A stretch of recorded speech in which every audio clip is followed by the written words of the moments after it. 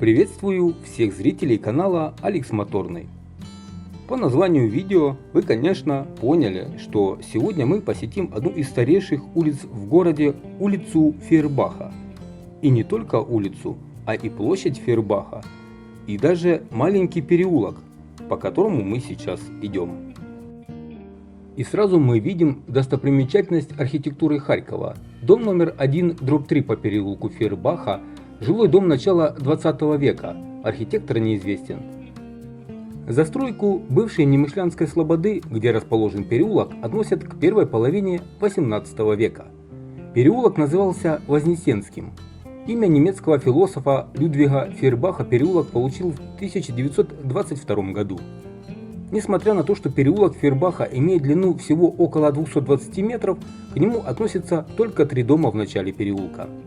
На отрезке переулка от улицы Чигирина до площади Фейербаха расположены корпуса Украинского государственного университета железнодорожного транспорта.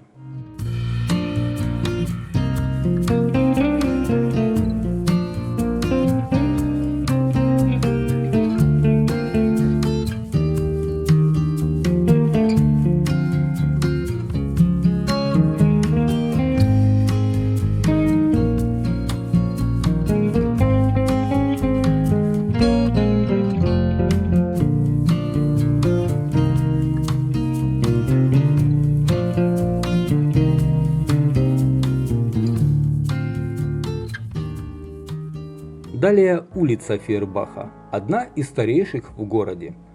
В 1804 году она называлась Немышлянская. В 1846 году улицу переименовали в Дворянский переулок, так как она была расположена рядом с Дворянской набережной. В 1860-е годы переулок становится Вознесенской улицей, а уже в 1922 году улицей Фейербаха. Дворовое место под номером 3 принадлежало дворянскому роду Алферовых. В 1820-е годы Василий Алферов получил в собственность некоторые села Харьковской области, сам при этом проживал в Харькове. Дом под номером 8 по улице Фейербаха был построен в 1841 году по типовому проекту. Это дворовое место Федора Дмитриевича Лихачева. После его смерти домом владела одна из его дочерей Клеопатра, а затем дочь Клеопатры Наталья. После дом был продан, и с того времени надолго владельцы в нем не задерживались.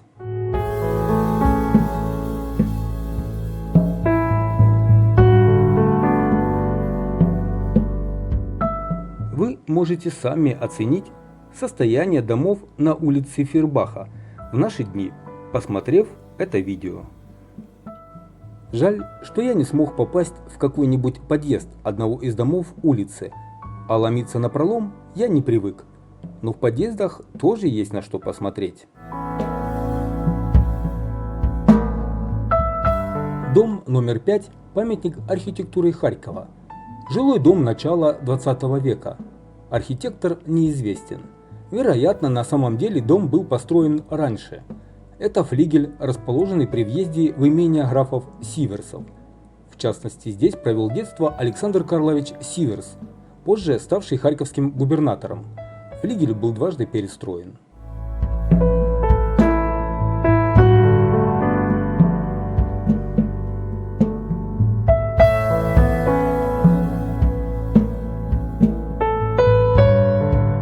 Перед вами Харьковский городской клинический родильный дом номер 2.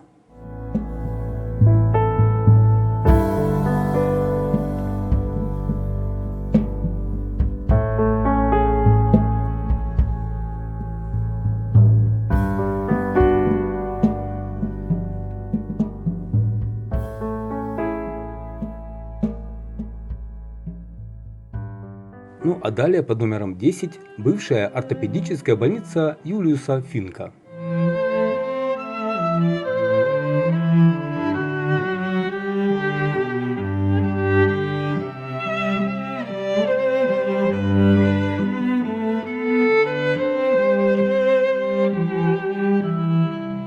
Ну и в конце улицы Фейербаха находится дорожная клиническая больница. Здание выходит на площадь Фейербаха. Достопримечательность архитектуры Харькова. 1914 год. Архитектор Ржепишевский. Бывшая больница Красного Креста. С этого места мы и начнем наше знакомство с площадью Фейербаха. Историческое название площади Вознесенская. Свое название площадь получила от церкви, которая располагалась здесь.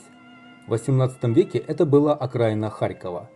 В 1785 году здесь заканчивался город и начиналась территория Немышлянской слободы. В начале XIX века на Вознесенской площади проходили торги. В некоторых источниках описан интересный случай. Летом 1800 года на стене колокольни неизвестные злоумышленники разместили пасквиль на императора Павла I. Об этом стало известно в Петербурге. Все, кто видел или обладал какой-либо информацией об этом неприятном инциденте, были отправлены в столицу и допрошены лично императором. После этого на Вознесенской площади установили виселицу и объявили: если виновник не сдастся, то ежедневно будут наказывать каждого 10-го харьковчанина, а впоследствии город уничтожат. На второй день на виселице появилось чучело императора. Вскоре император скончался, что и спасло жителей города от его гнева и наказания. Вообще, застройка площади проходила довольно медленно. В 1879 году была построена вторая женская гимназия.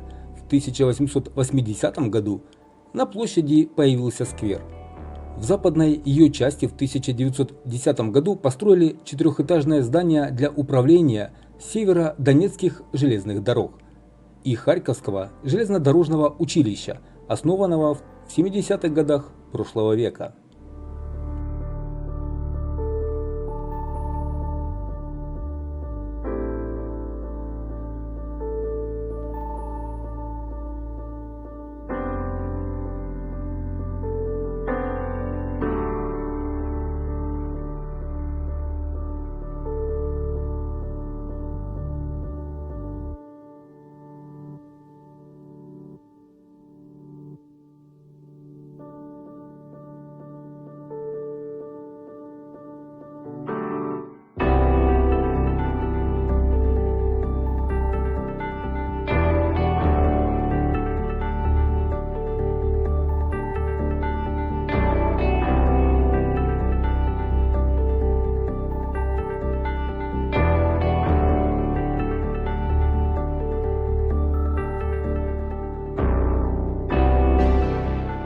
Есть интересная информация, что во время войны 24 октября 1941 года, когда немцы ворвались в Харьков, оборону в районе площади Фейербаха держали харьковские бойцы.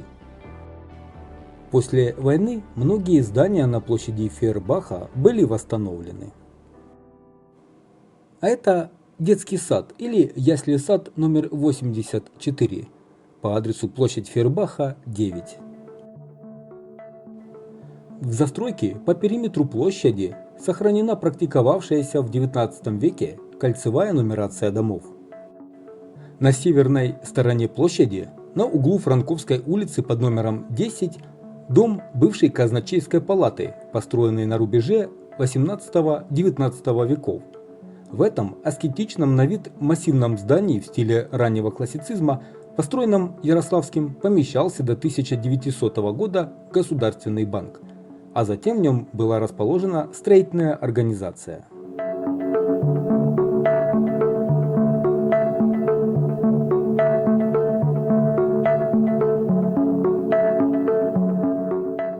А мы идем далее к дому номер 12.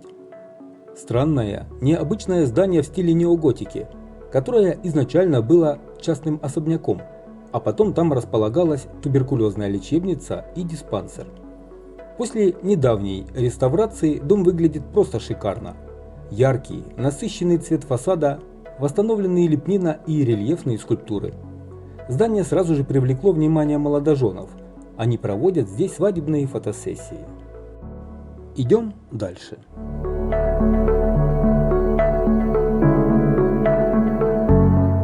Самое старое каменное здание на площади Фейербаха – дом под номером 15. Оказывается, его построили еще в 1834 году, и с самого начала здесь располагалась почтовая контора. Здание уникально тем, что именно здесь с 1861 года распахнуло свои двери первое в Харькове почтово-телеграфное отделение. А спустя 27 лет в этом же доме открыли и первую в нашем городе телефонную станцию общего пользования. Несколько лет назад здесь находилось городское почтовое отделение номер 49. Сейчас же здание заброшено.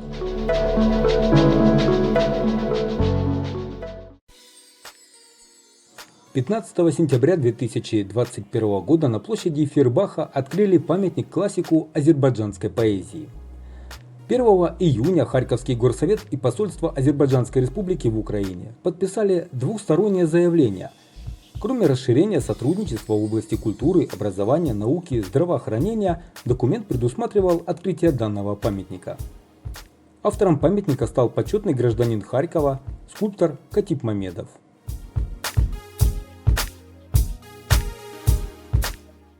Несмотря на то, что один из корпусов университета сельского хозяйства расположен на площади Фейербаха, ему приписали адрес Московский проспект 45. Здание вуза интересно тем, что ранее это была Вознесенская церковь. Среди других рядовых, преимущественно двухэтажных зданий на площади Фейербаха заслуживает упоминания трехэтажный многоквартирный дом номер 19, построенный в 1878-1888 годах по проекту его владельца, весьма плодовитого губернского архитектора Покровского, автора многих известных зданий города. Здание номер 19, фасад которого не блещет оригинальностью. Здание интересно тем, что оно является одним из первых в Харькове доходных жилых домов, массовое строительство которых широко развернулось в Харькове на рубеже 19-20 веков. Друзья, сегодня на канале была интересная прогулка. Я буду очень признателен вам за лайк к видео, комментарий и подписку на канал. Если не трудно, поделитесь видео с друзьями в соцсетях, это очень мотивирует снимать новые видео. Спасибо, что смотрите. Всем здоровья, мира и добра, и до новых встреч!